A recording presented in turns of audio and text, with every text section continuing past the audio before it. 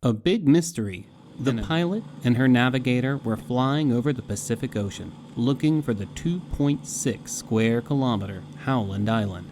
They needed to stop there for fuel as they completed the last quarter of their nearly 47,000 kilometer flight around the globe. The pilot sent a message to a ship awaiting their arrival saying the sky was blocked by cloudy weather. Cloudy. Later, the pilot sent another message. "We must be on you, but we cannot see you. Fuel is running low. Been unable to reach you by radio. We are flying at 1,000 feet. Eventually, there were no more messages. The hunt for the lost plane began quickly, lasted over 3 weeks, cost millions, and didn't find a trace of the aircraft or the people in it. Pioneering woman aviator Amelia Earhart and experienced navigator Fred Noonan.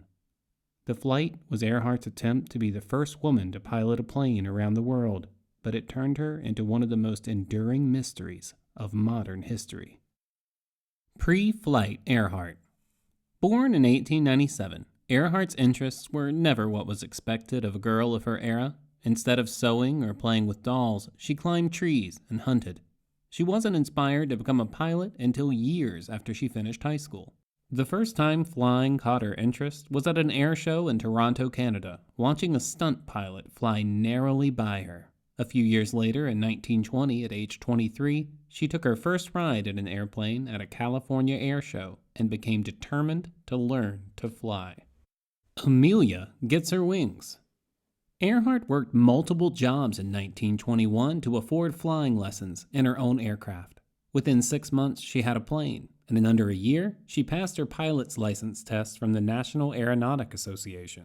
Within the next 2 years, she set an altitude record for a woman of nearly 4,300 meters and earned an international pilot's license. The biggest break in Earhart's life was an invitation to fly over the Atlantic with pilot Wilmer Stoltz in 1928.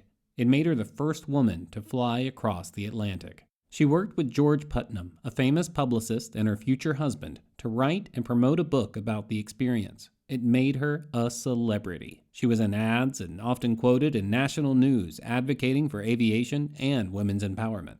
Her fame helped earn financial backing for her aeronautical ambitions. About 2 months before her 35th birthday in May 1932, Earhart became the first woman to fly solo across the Atlantic. A few months later, she became the first woman to fly solo across the continental U.S. and back. These feats and others made her ever more well-known and beloved. What happened to Amelia Earhart? In 1937, Earhart set off from Florida, planning to fly around the world going west to east. She and her navigator had made it most of the way when they disappeared. There are many theories about what happened to them.